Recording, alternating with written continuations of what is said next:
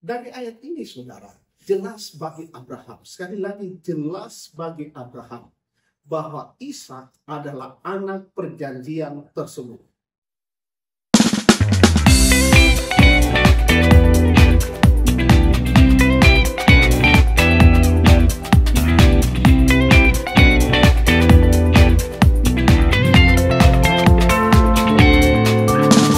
Pemberitaan mengenai Israel atau apapun yang saya beritakan tentang kebenaran, maka saudara yang dikasih Tuhan, itu semua saya landaskan atau berdiri atas kebenaran firman Allah, yaitu Alkitab. Jadi maksud saya mengambil semua itu dari Alkitab sebagai sumber utama dan dasar pembicaraan saya. Nah, saudara yang dikasih Tuhan, Alkitab telah teruji dan selalu menjawab setiap tantangan dan keadaan yang terjadi pada masa lalu, masa kini, dan tentunya masa yang akan datang. Sekarang kita lihat isi perjanjian Allah dengan Abraham, tentunya dari pihak Abraham. Saudara dapat membaca keseluruhan perjanjian ini dalam Alkitab yang terdapat dalam Kejadian pasal 17 ayat 1 sampai 27. Nah, saya mau membaca di Kejadian pasal 17 ayat 9 yang berkata seperti ini. Lagi firman Allah kepada Abraham, dari pihakmu engkau harus memegang perjanjianku, engkau dan keturunanmu turun-temurun. Nah, saudara, Alkitab berkata dari pihak Abraham kepada Allah. Dia harus memegang perjanjiannya. Apa itu, saudara? Dikatakan begini, setiap laki-laki di antara kamu harus disunat. Anak yang berumur 8 hari harus disunat. Ini berlaku turun-temurun, baik yang lahir di rumah atau anak laki-laki yang dibeli dengan uang dari orang asing. Artinya semua wajib disunat. Jadi saudara yang dikasih Tuhan, sunat adalah tanda perjanjian Allah dengan Abraham. Bagaimana kalau ada yang tidak mau disunat? Nah, dalam perjanjian ini dikatakan siapa yang tidak disunat berarti melanggar perjanjian ini. Dan hukumannya adalah orang itu harus dilenyapkan dari antara orang-orang sebangsanya. Kemudian nama Sarai berubah menjadi Sarah. Dan Allah akan memberkati Sarah. Sampai bagian ini tidak ada persoalan dengan isi perjanjian Allah dan Abraham. Maksud Pak Pendeta apa? Apa ada persoalan? Saya mengatakan tidak ada persoalan. Tapi saudara yang dikasih Tuhan, ada hal yang menarik. Sekali lagi, ini hal yang menarik dan perlu digarisbawahi atau perlu kita perhatikan. Apa yang saya maksud? Kejadian 17 ayat 18. Alkitab berkata seperti ini. Dan Abraham berkata kepada Allah, sekiranya Ismail diperkenankan hidup di hadapanmu. Jadi Abraham berkeluh kesah, tetapi Allah berfirman, tidak. Melainkan istrimu Sarah yang akan melahirkan anak laki-laki bagimu. Perhatikan saudara, ayat itu berkata, dan engkau akan menamai dia Ishak. Dan aku akan mengadakan perjanjianku dengan dia menjadi perjanjian yang kekal untuk keturunannya. Garis bawahi saudara, untuk keturunannya. Dari ayat ini saudara, jelas bagi Abraham. Sekali lagi jelas bagi Abraham. Bahwa Ishak adalah anak perjanjian tersebut. Mengapa saya katakan ini? Sebab ayat ini ditegaskan sampai 2 kali. Ya, diulang lagi pada ayat yang ke-21. Saudara perhatikan, Kejadian 17 ayat 21 berkata seperti ini. Tetapi perjanjianku akan kuadakan dengan Ishak, yang akan dilahirkan Sarah bagimu tahun yang akan datang pada waktu seperti ini juga. Jadi saudara, waktu janji ini datang, umur Abraham 99 tahun, dia sudah tua, dan umur Sarah 89 tahun. Artinya, kalau tahun depan, Abraham menjadi umur 100 tahun, dan Sarah 90 tahun. Kitab Ibrani berkata, Sarah itu sudah mati hai. Dan saya kira saudara mengerti, pada usia seperti itu tidak mungkin. Tapi bagi Allah tidak ada perkara yang tidak mungkin. Amin. Nah, saudara yang dikasih Tuhan, tahun depan pada waktu seperti ini juga. Nah, Saudara perhatikan, sampai 2 kali Allah harus menegaskan kepada Abraham bahwa Ishak adalah anak perjanjian. Artinya perjanjian Allah melalui jalur Abraham turun kepada jalur Ishak, turun kepada jalur Yakub atau yang dikenal dengan Israel. Ya, Yakub itu melahirkan 12 anak atau 12 suku yang dinamakan Israel. Dari Israel ini, dari salah satu suku, yaitu keturunan Daud, lahirlah Yesus Kristus. Yesus Kristus itu lahir dari keturunan Daud. Nah, saudara, timbul pertanyaan, bagaimana dengan Ismail? Apakah Allah melupakan Ismail? Jawabannya dapat saudara baca dalam Kejadian 17 ayat 20-21 yang berkata seperti ini. Tentang Ismail, aku telah mendengarkan permintaanmu. Ia akan kuberkati. Jadi Allah akan memberkati Ismail. Kubuat beranak cucu dan sangat banyak. Ia akan memperanakan 12 raja. Dan aku akan membuatnya menjadi bangsa yang besar. Tetapi, garis bawahi saudara, perjanjianku akan kuadakan dengan Ishak yang akan dilahirkan Sarah bagimu tahun yang akan datang pada waktu seperti ini juga.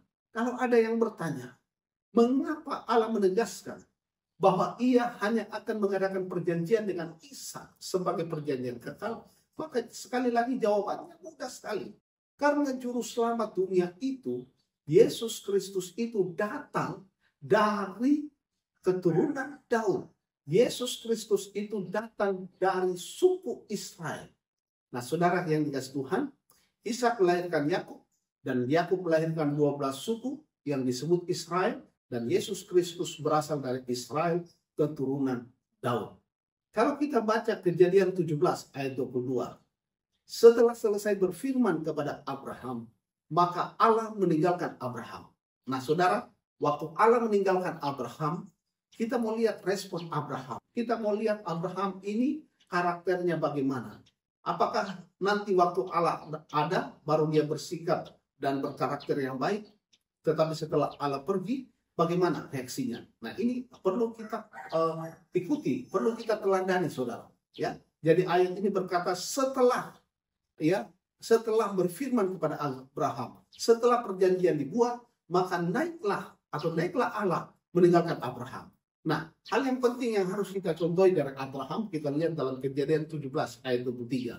Setelah itu Abraham memanggil Ismail anaknya dan semua orang yang lahir di rumahnya, juga semua orang yang dibelinya dengan uang, yakni setiap laki-laki dari isi rumahnya. Lalu ia mengerat kulit katan mereka pada hari itu juga, seperti yang telah difirmankan Allah kepadanya. Apa yang saya ingin katakan, bahwa semuanya disunat. Dan yang disunat itu laki-laki, baik yang lahir di rumah Abraham maupun yang dia beli dari hasil uangnya di luar. Ya, nah itu harus disunat. Kita lihat di ayat 24. Abraham berumur 99 tahun ketika dikerat kulit katannya. Artinya Abraham juga disunat. Kemudian saudara, ayat 25. Dan Ismail anaknya berumur 13 tahun ketika dikerat kulit katannya. Jadi Ismail itu disunat umur 13 tahun. Nah, ayat 26. Pada hari itu juga Abraham dan Ismail anaknya disunat. Ayat 27. Dan semua orang dari isi rumah Abraham, baik yang lahir di rumahnya maupun yang dibeli dengan uang dari orang asing, disunat bersama-sama dengan dia. Dari ayat-ayat ini dapat ditarik satu kesimpulan. Yang pertama, Abraham itu memiliki karakter yang taat dan setia terhadap Tuhan. Jadi walaupun Tuhan sudah naik, tetapi dia melakukan kebenaran firman Allah. Ini karakter yang terpuji yang harus kita ikuti. Bapak orang percaya.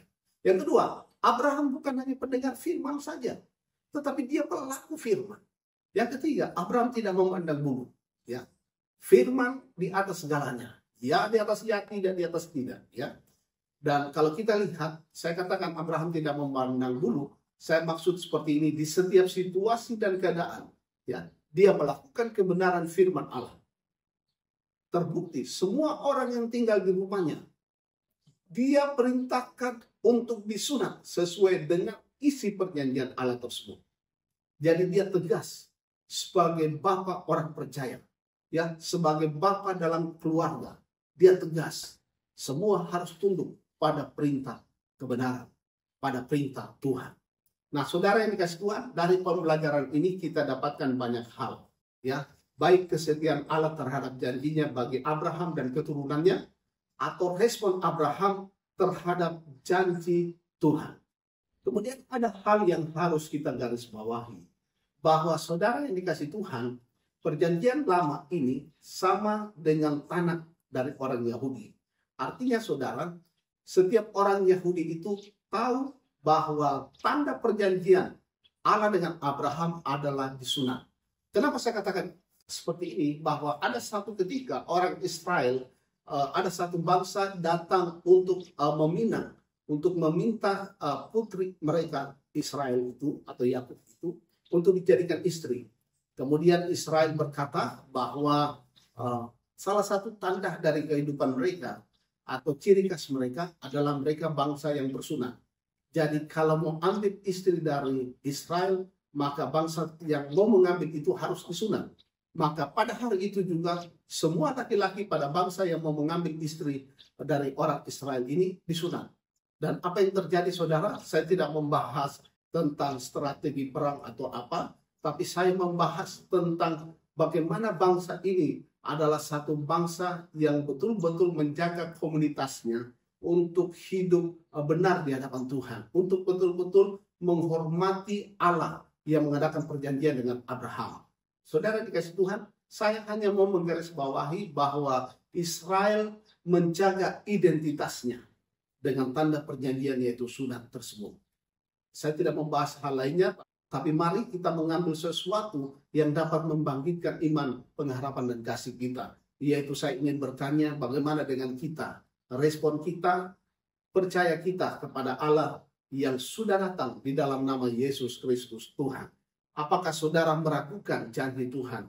Apakah saudara meragukan kesetiaan Tuhan? Apakah saudara tidak mengindahkan kasih Tuhan? Firman Tuhan berkata dalam Yohanes 3 ayat 16, ini ayat yang sangat terkenal, karena begitu besar kasih Allah akan dunia ini, sehingga Ia telah mengaruniakan anaknya yang tunggal, supaya setiap orang yang percaya kepadanya tidak binasa, melainkan beroleh hidup yang kekal. Mengapa saya sampaikan ayat ini? Sebab sekali lagi, saudara yang dikasih Tuhan, seluruh janji Allah yang ada dalam perjanjian Allah dengan Abraham bisa kita dapatkan ya melalui jalur Yesus Kristus Tuhan. Artinya saudara, dari Abraham, Ishak, Yakub, kemudian kepada Yesus Kristus digenapi, kita bisa memperolehnya. Pintunya hanya satu, yaitu Yesus Kristus Tuhan. Saudara, saya mau berkata bahwa janji Allah kepada Abraham bagi kita bukan hanya bicara tentang berkat jasmani, tetapi kalau saudara percaya kepada Yesus Kristus Tuhan, engkau akan memperoleh hidup yang kekal. Artinya secara jasmani saudara terpelihara sampai hidup yang kekal bersama Tuhan Yesus di surga. Haleluya. Melalui pemberitaan ini, saya mau mengajak saudara untuk memiliki hidup yang kekal. Sekali lagi, hanya ada satu jalan. Hidup kekal itu bersama Kristus di surga. Jalan satu-satunya adalah terimalah Yesus Kristus sebagai Tuhan dan Juru Selamat pribadi. Nah saudara, tidak ada jalan lain, tidak ada jalur lain. Sekali lagi jalur perjanjian Allah itu melalui Abraham, Ishak, Yakub, dan digenapi di dalam Yesus Kristus keturunan Daud. Semoga pelajaran ini mendatangkan sukacita, membangkitkan kasih, iman, dan pengharapan kita untuk tetap setia mengiring Tuhan, percaya kepada Yesus Kristus. Karena saudara, Yesus Kristus pertama kali datang, dia sebagai bayi Natal. Ya, sebentar lagi orang akan merayakan Natal. Dan saudara, dia datang sebagai juru selamat. Tapi nanti kedatangannya yang kedua, Yesus datang sebagai hakim. Dan dia akan menghakimi setiap manusia. Waktu ini adalah kemurahan Tuhan. Waktu ini adalah perkenanan Tuhan. Percayalah kepada Tuhan Yesus. Tetap semangat iring Tuhan. Tetap setia melayani Tuhan. Jangan takut, Tuhan Yesus bersama sampai kesudahan alam. Kata firman-Nya. Haleluya. Tuhan Yesus memberkati kita semua. Amin.